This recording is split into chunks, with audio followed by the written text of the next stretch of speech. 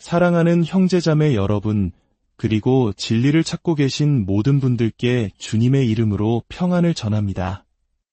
오늘 우리가 함께 나눌 이야기가 여러분의 마음에 깊은 울림을 주고 삶의 방향을 비추는 등불이 되기를 소망합니다.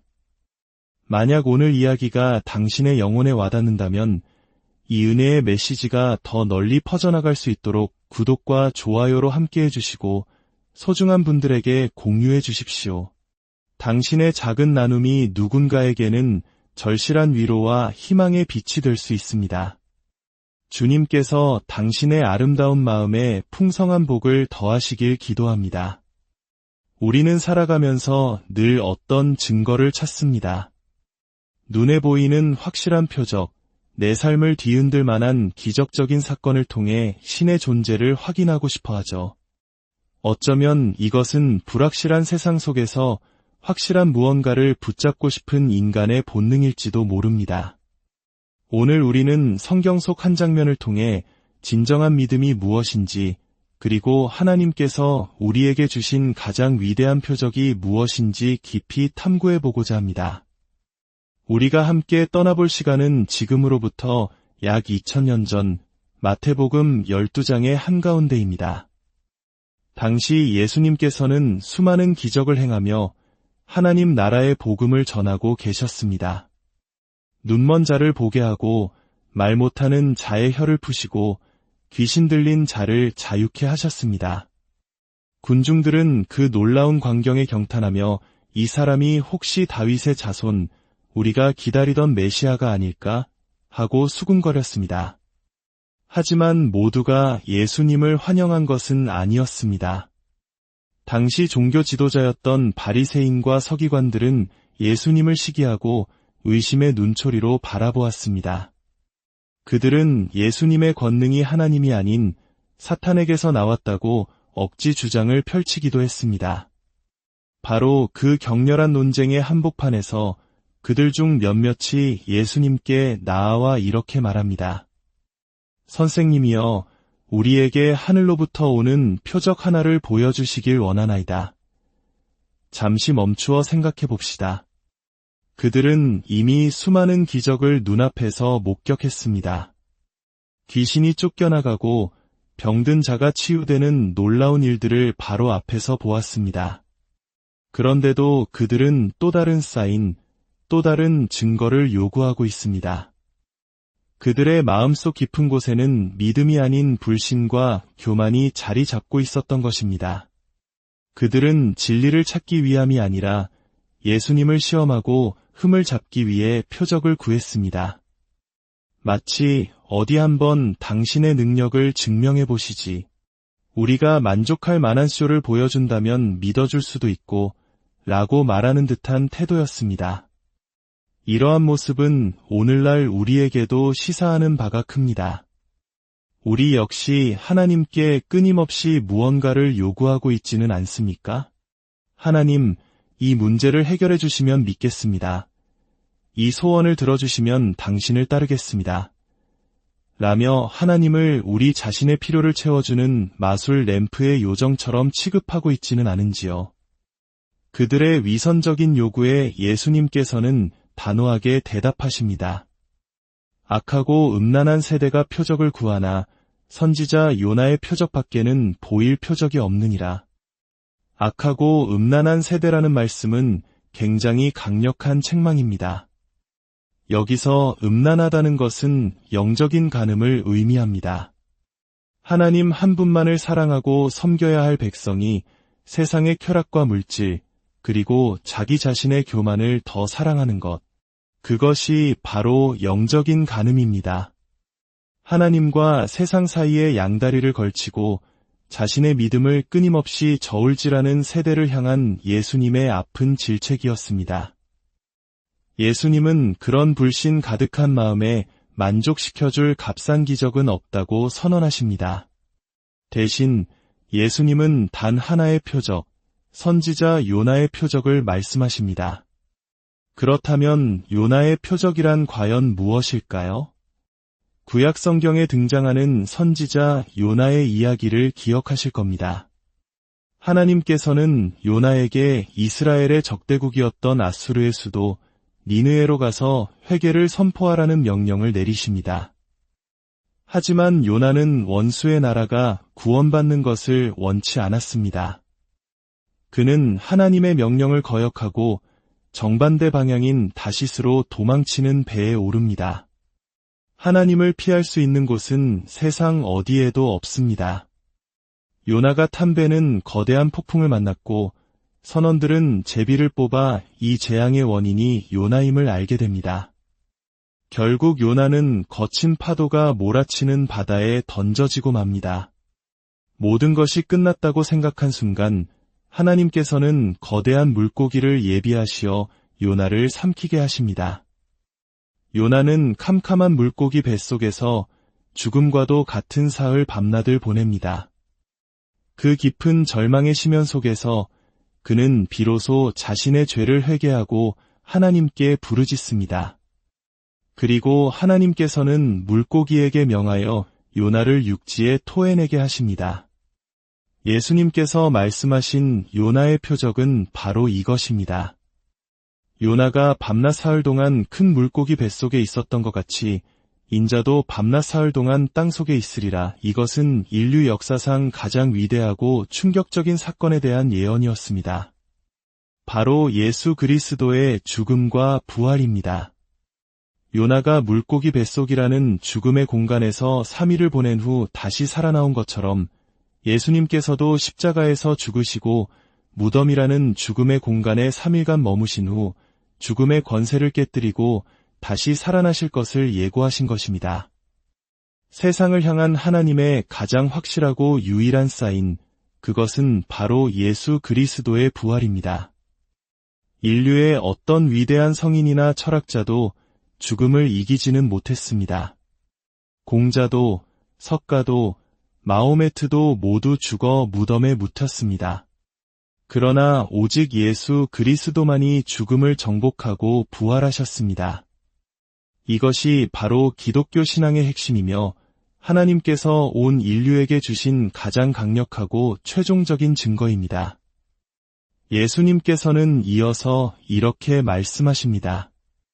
심판때에 니느웨 사람들이 일어나 이 세대 사람을 정죄하리니 이는 그들이 요나의 전도를 듣고 회개하였음이거니와 요나보다 더 큰 이가 여기 있으며 심판때에 남방 여왕이 일어나 이 세대 사람을 정죄하리니 이는 그가 솔로몬의 지혜로운 말을 들으려고 땅끝에서 왔음이거니와 솔로몬보다 더 큰 이가 여기 있느니라. 이 말씀은 정말로 무서운 경고입니다. 니느웨 사람들은 이방인이었고 하나님의 율법이나 약속을 받지 못한 백성이었습니다. 그럼에도 불구하고 그들은 불순종했던 선지자 요나의 단 한 번의 외침을 듣고 왕부터 모든 백성이 굵은 베옷을 입고 재를 뒤집었으며 철저히 회개했습니다.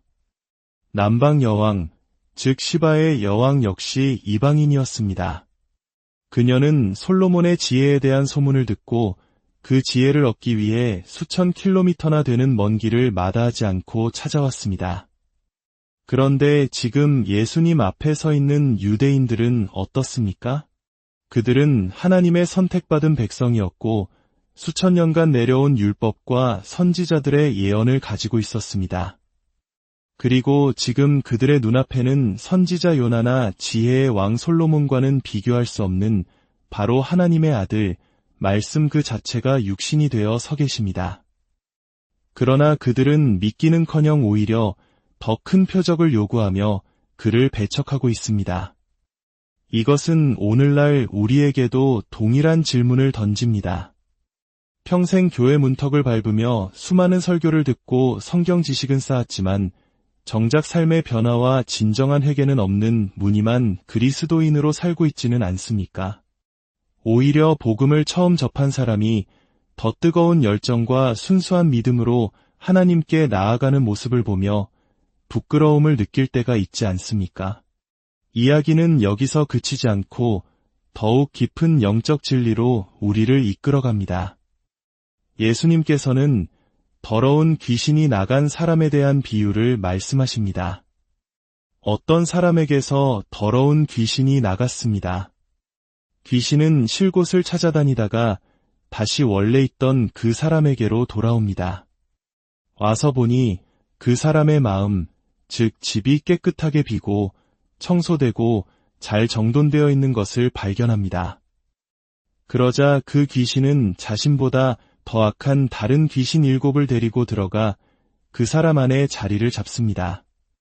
결국 그 사람의 나중 형편은 처음보다 더욱 심각하게 되어버립니다. 이 비유는 우리에게 충격적인 사실을 알려줍니다. 단순히 악한 것을 끊어내고 도덕적으로 바르게 사는 것만으로는 충분하지 않다는 것입니다. 귀신이 나간 집이 깨끗하게 청소되고 정돈되었다는 것은 그 사람이 나쁜 습관을 버리고 도덕적으로 개선되려고 노력했다는 것을 의미합니다. 하지만 가장 큰 문제는 그 집이 비어 있었다는 것입니다. 우리의 마음이라는 집에서 죄와 악한 영을 쫓아냈다면 그 빈자리를 즉시 새로운 주인으로 채워야만 합니다. 그 주인은 바로 예수 그리스도와 그분의 성령님이십니다. 만약 우리의 마음이 선한 행위나 도덕적인 결심만으로 채워져 있고 성령님께서 거하시는 성전이 되지 못한다면 그 텅 빈 공간은 더 악한 영들이 들어와 자리 잡기에 완벽한 장소가 되고 맙니다. 이것이 바로 복음 없는 도덕, 예수님 없는 종교 생활의 위험성입니다. 술을 끊고 담배를 끊고 욕설을 멈추고 봉사활동을 하며 착하게 살 수 있습니다. 그러나 그 중심에 예수 그리스도를 주인으로 모시지 않는다면 그것은 언제든 무너질 수 있는 모래성과 같습니다.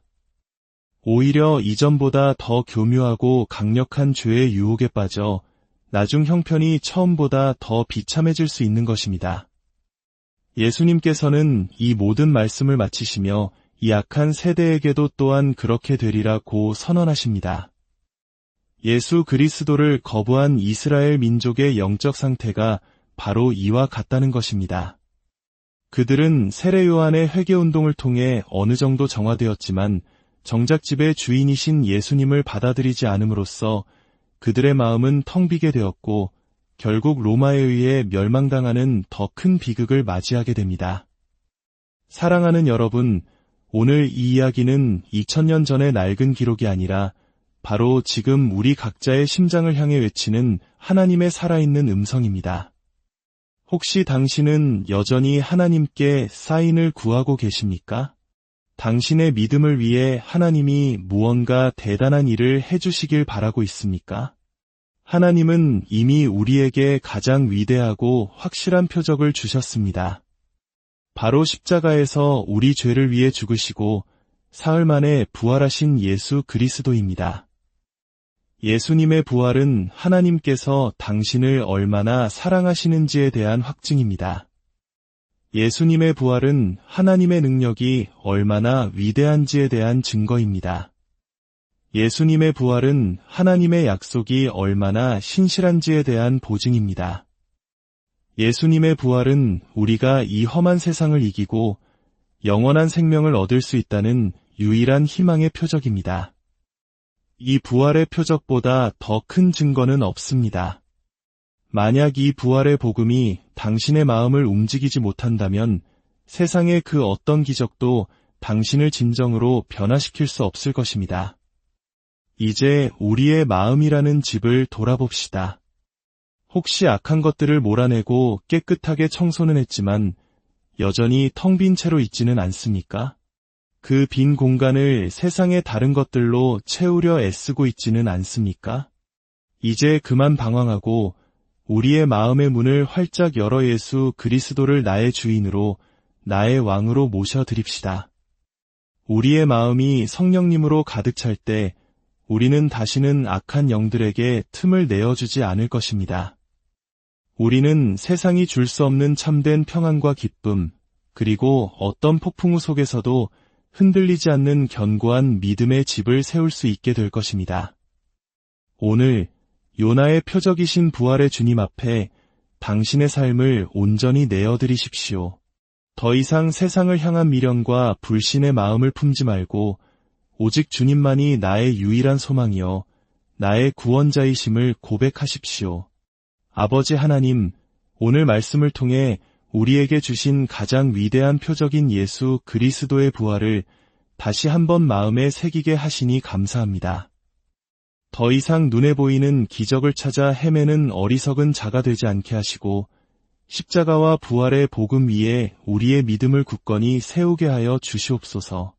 우리 마음의 집을 비워두지 않고 오직 성령님으로 충만케 하여 주셔서 세상의 어떤 악한 세력도 틈타지 못하도록 지켜주시옵소서. 이 말씀을 듣는 모든 심령 위에 하늘의 위로와 평강을 부어주시고 부활의 능력으로 매일매일 승리하는 삶을 살게 하여 주시옵소서. 우리를 구원하신 주 예수 그리스도의 이름으로 간절히 기도드립니다.